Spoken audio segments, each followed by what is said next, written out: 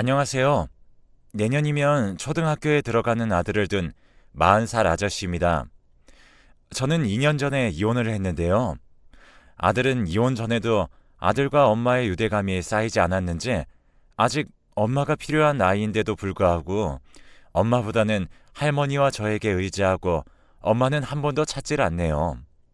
그도 그럴 게 아이를 낳기만 했지 낳고 나서는 갑자기 자기 일에 몰두하겠다며 아이를 키우기보다 사업을 키우는 걸 더 중요시했던 사람이라 제가 아들의 육아를 거의 담당했을 뿐더러 집안일도 제가 다 했었죠.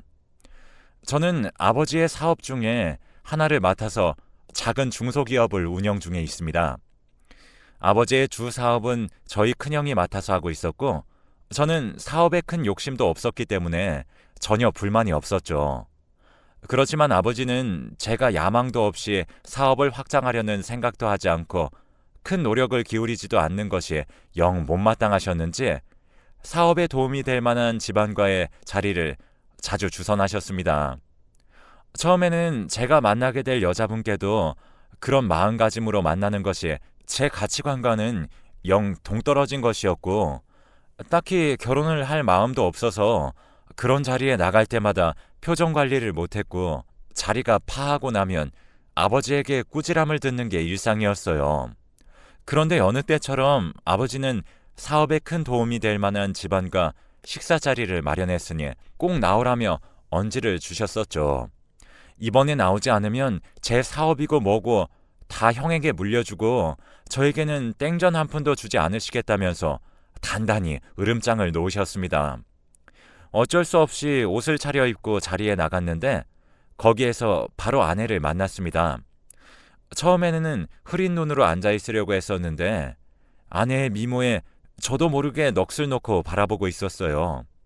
이야기를 들어보니 그동안 경영 공부도 할 겸 외국 사업 파트너들과 인맥도 넓히기 위해서 미국에서 유학을 3년 넘게 하다가 한국으로 돌아온 지 한 달도 지나지 않았다고 하더라고요. 이제 슬슬 결혼도 생각해야 하는 나이니 좋은 상대가 나타나면 얼마든지 결혼할 거라는 말도 덧붙였습니다. 상대편도 저희 집안과 제가 꽤나 마음에 들었는지 그 말을 한 후에는 일제히 저에게로 시선이 쏠리더라고요. 그 당시에는 괜히 멋쩍어져서 웃으며 넘겼지만 그 식사가 끝난 후로 연락이 다 가끔씩 밥도 먹고 와인도 한 잔씩 하는 사이로 발전했습니다. 그러면서 이런저런 이야기를 할수록 저와 인생 가치관도 너무 잘 맞고 성격도 서로 닮아 있으면서도 부족한 부분을 채워주었습니다. 만날수록 서로 인연이다 싶었는지 자연스럽게 연인 사이로 발전했습니다. 양가 집안 어른께 알리면 바로 결혼을 하라고 등 떠미실 것 같은 예감에 저와 아내는 각자 집에는 말하지 않고 조심스럽게 연애를 했습니다. 아내는 연애를 시작하면서 먼저 규칙을 정했는데 바로 혼전순결이었습니다.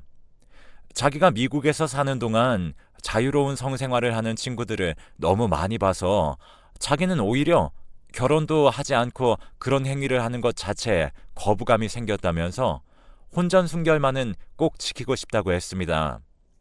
미국에서 살다가 와서 오히려 너무 개방적인 사람이면 어쩌나 싶었는데 오히려 그렇게 말해주니 마음을 놓을 수 있었습니다. 그 후로 1년을 연애하면서 아내와 저는 스킨십보다는 정신적인 교감을 더 중요시했습니다. 그리고 이야기를 할수록 점점 더 아내에게 빠져든 저는 아내에게 이제 그만 결혼하자고 이야기를 먼저 꺼냈고 다행히 아내도 저와 같은 생각이었는지 지체 없이 좋다고 해주었습니다. 그 후로 저희는 양가 부모님들께 저희가 연애를 해왔다는 사실을 알리고 결혼 허락을 구했습니다. 저희 부모님은 영 제가 여자에 관심이 없는 줄 알았는데 어쩜 그렇게 복덩이 같은 색시를 구할 생각을 다 했냐고 하시면서 저를 칭찬해 주셨어요. 그렇게 저 때문에 기뻐하시는 모습을 본 게 너무 오랜만이라 저도 덩달아 기분이 좋아졌었죠. 장인어른과 장모님도 마찬가지였습니다. 아내는 좋은 사람이 나타나면 결혼하겠다는 말을 했지만 워낙에 눈이 높아서 그동안 남자를 데려온 적이 한 번도 없었다며 굉장히 기뻐하셨다고 전해 들었습니다. 교제 사실을 알린 후부터 결혼까지는 순식간이었습니다. 결혼식을 준비하면서 예비 부부들이 그렇게 싸운다는 이야기를 들어서 저희도 그러면 어쩌나 싶었는데 늘 그래왔듯이 아내와 제 의견은 늘 일치했고 덕분에 큰 다툼도 문제도 없이 결혼식까지 치르고 신혼여행을 다녀왔습니다. 아내와 신혼여행에서 생긴 아이가 바로 지금 제 아들입니다. 저희 부모님은 그 소식을 듣고 정말 복덩이가 굴러 들어왔다면서 처음으로 형보다 더 많은 관심 아래 신혼을 보냈습니다. 물론 신혼을 즐기지 못한 채 아이가 바로 생겨버려서 조금 아쉬웠긴 했지만 제 나이도 30이 넘었으니 조금만 더 늦었으면 너무 늙은 부모가 되는 건 아닐까 걱정도 했었거든요. 아내도 저보다 어렸지만 그래도 30이 넘는 나이였었거든요. 하지만 아들을 낳은 후 아내는 육아보다 일에 매진하기 시작했습니다. 물론 아내가 하고 있는 사업이 훨씬 더 크고 돈도 더 많이 벌 수 있는 건 맞았지만 아내는 엄마로서의 역할은 전혀 하려고도 하지 않았습니다. 아이가 젖을 떼기도 전에 일을 하러 여기저기 거래처를 돌아다니며 계약을 따내기에 급급했습니다. 아이도 아이지만 아내의 몸도 걱정이 되었죠. 자기는 튼튼해서 괜찮다고는 했지만 한 번은 회사에 출근을 하다가 운전 도중에 갑자기 실신을 해서 크게 교통사고가 났습니다. 크게 다친 건 아니었지만 너무 놀라 온 가족이 가슴을 쓸어내렸었네요. 그런데도 아내는 쉬지 않고 일을 했습니다. 장인어른도 그런 아내를 보고 회사 일은 몸부터 괜찮아지고 나서 하라며 집으로 돌려보내셨습니다. 하지만 집에만 있는 것이 답답했던 것인지 아내는 집에 있는 동안 우울증에 걸려 아이를 돌보지도 않고 내내 잠만 잤어요. 저도 어엿한 회사를 운영하는 사람이었는데 아내와 아이를 돌보느라 회사는 어떻게든 어영부영 굴러가게끔만 만들어 놓기 바빴습니다. 아버지는 그런 제 모습을 보고 제가 늘 그렇다는 식으로 이야기하시면서 어떻게 가정이며 회사며 둘 다 제대로 하는 일이 없냐면서 저를 나무라셨죠. 저도 제 스스로 자괴감을 느꼈지만 제가 손을 놓으면 아버지 말처럼 늘 뭐 하나 제대로 하지 못하는 놈이 될 것 같은 느낌이 들었었죠. 예전이라면 그렇게 해버리고 흘러가는 대로 놔뒀을지도 모르지만 아들을 보며 부끄러운 아빠보다는 자랑스럽고 멋있는 아빠가 되고 싶었습니다. 아내에게도 믿음직스러운 남편으로 있고 싶었고요. 그래서 정말 이악 물고 하루에 3-4시간을 쪽잠을 자가면서 아내를 돌봐주고 밤마다 우는 아이를 달래고 회사를 운영했습니다. 그러다 보니 저도 정말 제 몰골을 보면 안쓰럽다는 생각에 절로 들 정도로 다크서클이 심하게 내려오고 살이 쏙 빠졌었습니다. 장인어른은 1년 만에 얼굴이 퍽 상해버린 저를 보시고서는 고생이 많다며 저에게 미안해하셨습니다. 그래도 장인어른이 도와주신 덕분에 제 사업도 크게 영역을 확장해 나가고 있었고 좋은 기회들도 많이 생겼어요. 그러다 미국까지 사업을 확장하는 게 좋을 것 같다는 회사 내부의 의견이 나왔습니다. 심지어 꽤 좋은 아이템이었기 때문에 놓칠 수가 없어서 제가 직접 미국으로 가서 최소 3개월은 한국과 미국을 왔다 갔다 하며 사업을 정착시켜야 했습니다. 아내와 태어난 지 2돌도 지나지 않은 아이를 한국에 두고 떠나기에는 마음이 불편해져서 고민하고 있던 찰나에 아내가 먼저 저에게 함께 미국에 가서 있으면 안 되냐고 물어봤습니다. 자기도 미국에서 살았었고 한국에서 일도 못하고 이렇게 집에만 있을 바에는 차라리 미국에 가서 쉬는 게 나을 것 같다면서요. 아내가 그렇게 이야기해주니 저는 그동안 고민하던 것들이 싹 정리가 되었습니다. 덕분에 조금 더 홀가분하게 미국으로 떠날 수 있었습니다. 미국으로 건너간 후 아내는 유학 시절의 친구들도 만나고 한국에서 생활할 때보다는 훨씬 더 밝아진 얼굴이었습니다. 여전히 아들을 돌보는 일은 뒷전이었지만 아내도 이제 겨우 몸도 마음도 놓았는데 아들을 돌보라고 떠맡겼다가는 다시 안 좋아지면 어떡할까 싶어 제가 베이비시터와 번갈아가며 돌보았죠. 저는 아내가 알아서 친구들을 만나고 잘 놀면서 스트레스를 풀고 들어오는 것만으로도 충분히 편해졌습니다. 미국에서 저는 갖은 회사의 거래처를 돌아다니면서 처음으로 사업을 엄청나게 확장시켜 나갔고, 장인어른도 자신이 알고 있던 인맥을 꽤나 많이 소개시켜 주셨습니다. 가끔은 아내가 직접 저에게 도움이 될 만한 사업가들을 저에게 소개시켜 주기도 했었고요. 그러던 중 한 백인 사업가를 소개시켜 주었는데, 자기가 유학 생활을 할 때 큰 도움을 받았던 친구라고 했습니다. 아내가 소개해준 친구 덕분에 수월하게 계약을 척척 진행해 나갈 수 있었습니다. 그래서 고마운 마음에 잠시 머물고 있는 저희 숙소에서 직접 만든 저녁이라도 대접하고 싶다고 하니 호탕하게 웃으면서 자기는 한국의 불고기를 너무 좋아한다며 불고기를 꼭 해달라고 했습니다. 그리고 초대한 저녁 식사에는 그 친구와 친구의 딸이 함께 방문했습니다. 알고 보니 미혼부였던 그 친구는 4살이 된 딸을 혼자 키우고 있었습니다. 자기 딸의 엄마도 동양인이었다면서 그래서 가끔은 딸에게 한국식으로 음식을 해줬는데, 그때 저희 아내가 메신저로 많이 알려주었었다며 고마운 친구라고 했었습니다. 아내의 유학 시절에는 딸이 울면 어떻게 해야 할지 몰라 허둥지둥 거리고 있으면 늘 제 아내가 상황을 해결해 줬었다며, 지금은 기억을 못할 테지만 자기 딸은 저희 아내를 엄마로 생각했었다며 웃으면서 말했습니다. 아이를 잘 돌보는 아내의 모습은 저도 본 적이 없었던 터라 조금 신기하기도 했지만, 한편으로는 찝찝한 마음도 피어났습니다. 아들이 잠투정을 부리며 울 때에도 한 번도 제대로 안아주지 않았던 아내가 그 전에 다른 아이는 잘 돌봐주었다는 게 사실 상상이 가지 않았거든요. 하지만 이런저런 이야기를 하다 보니 아내의 유학 시절 이야기도 듣고 술도 한 잔 곁들이다가 시간이 너무 늦어져 그 친구가 저희 숙소에 하룻밤만 묵고 가기로 했습니다. 술도 마셔서 차를 운전할 수도 없었기 때문이죠. 한국은 대리운전이다, 대중교통이며 택시며 잘 되어 있는 편이었지만 미국은 그렇지 않았습니다. 저희 숙소는 번화가였지만 그 친구의 집은 꽤나 멀리 떨어진 곳이었거든요. 그래서 자신의 차가 아니면 집으로 돌아갈 방법이 없었죠. 그래서 그 친구는 저희 숙소에 하룻밤 묵고 다음날 이른 아침 떠났습니다. 그리고 일주일 후에 저희도 한국으로 돌아왔어요. 돌아온 한국에서는 뜻밖의 기쁨이 저희를 맞아주었습니다. 아내가 둘째를 임신한 거였어요. 아내는 한국에 돌아온 후로 아들을 살뜰히 보살피기 시작했습니다. 그리고 연이은 둘째 소식에 이제 뭐든 잘 풀리려나 싶었습니다. 임신을 한 동안에는 정말 최선을 다했습니다. 혹시 지난번 첫째 아이를 임신했을 때 제가 아내에게 무심했던 건 아닌가라는 생각이 들어 이번에는 아내가 먹고 싶은 것, 하고 싶은 것 모두 하게 해주었습니다. 아내도 그런 저에게 항상 고맙다고 했었고요.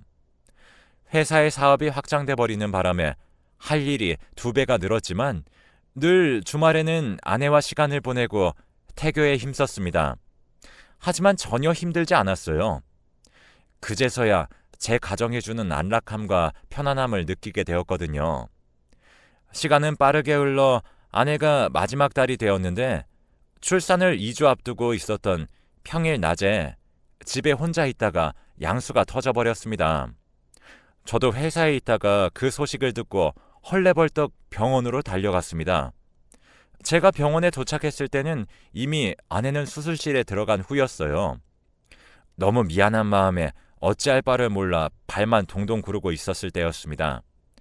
3시간이 지난 끝에 아이가 잘 태어났다고 소식을 전해주러 온 의사 선생님은 태어난 아기의 아버지 되시는 분을 찾으시더니 제가 아이의 아빠라고 하자 조금 당황하시는 듯 했습니다. 아이와 산모는 건강한지를 먼저 물었지만 의사 선생님은 다시 한 번 더 산모의 이름을 확인하시며 산모의 남편분이 맞냐고 하셨습니다. 저는 덜컥 겁이 나서 무슨 일이 생긴 거냐고 물었지만 의사 선생님은 산모와 아이는 건강하게 태어났다고 하시고선 뒤에 무언가를 더 말하려고 하시다가 끝내 말을 삼키셨습니다. 그리고 2시간 후면 아이를 볼 수 있으니 어디로 오시면 된다는 설명을 곁들이시고는 급하게 자리를 뜨셨습니다. 저는 먼저 아내의 상태부터 확인했습니다. 아내는 다행히 곧바로 의식도 차렸습니다.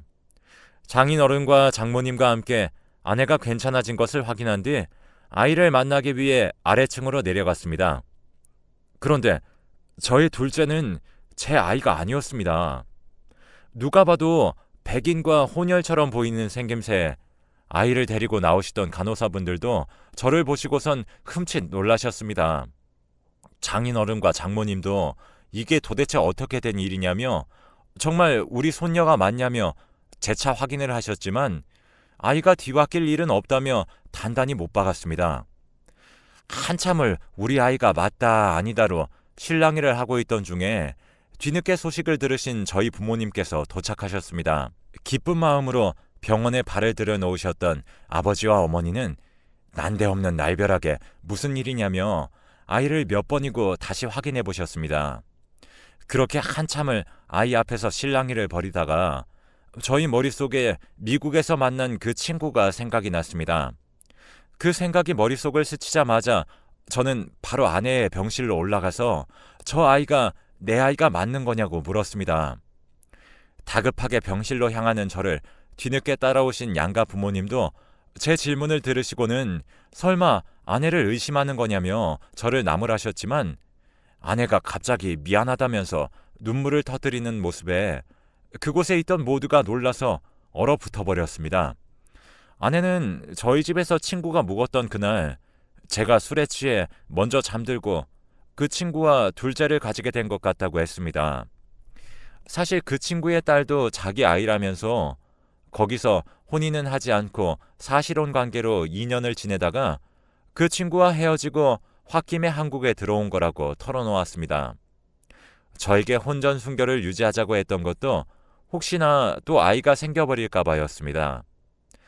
저와 사귈 때까지만 해도 다시 미국으로 돌아가서 그 남자를 만날 생각이 있었던 것이었습니다.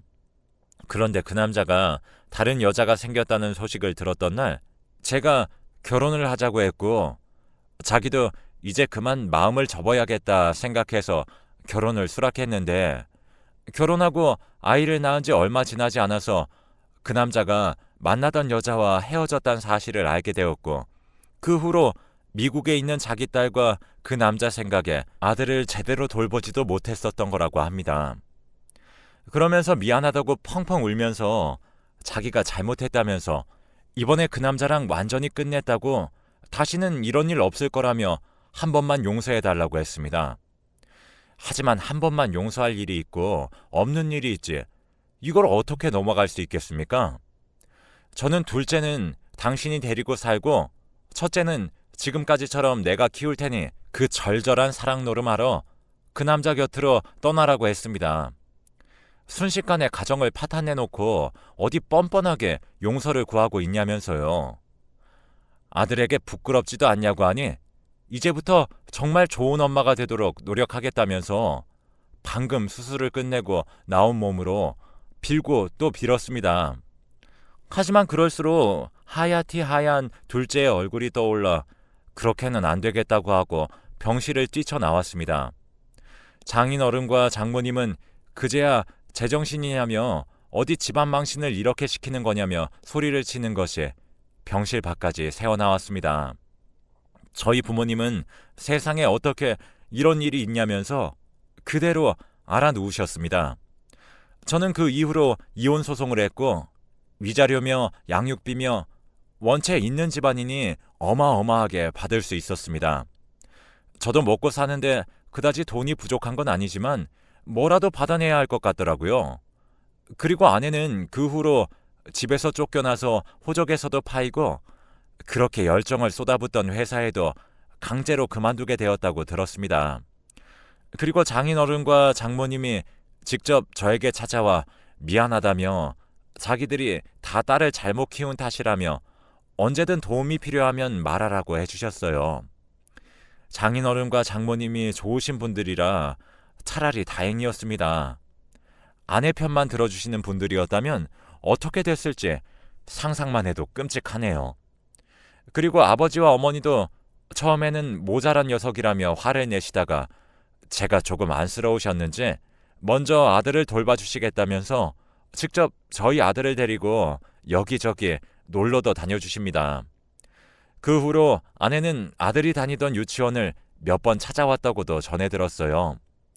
그런데 아들이 엄마를 따라가지 않겠다고 했는지 유치원 선생님이 저에게 전화가 와서 다행히 그 여자 손에 아들이 넘어가는 일은 없었습니다. 그 후로도 몇 번을 찾아왔었지만 미리 선생님께 이야기해 두어서 아들의 털끝도 구경하지 못하고 돌아갔다고 합니다. 그리고 저에게도 새벽에 가끔씩 연락이 왔었는데 그 번호를 차단하고 저도 번호를 바꿔버렸습니다. 이제는 평화로운 일상을 보내고 있습니다. 그 여자 때문에 버린 시간이 아깝긴 하지만 그 시간이 아니었다면 지금 제 아들을 볼 수 없었을 테니까요. 요즘은 유치원에서 뭘 한가득 그려오고 만들어 와서 저에게 선물해주기 바쁘더라고요. 덕분에 웃을 일이 자꾸 생기네요. 이제는 저와 아들 둘이서 함께 잘 살아보려고 합니다. 아들 덕분에 행복하네요. 여러분들도 행복하세요.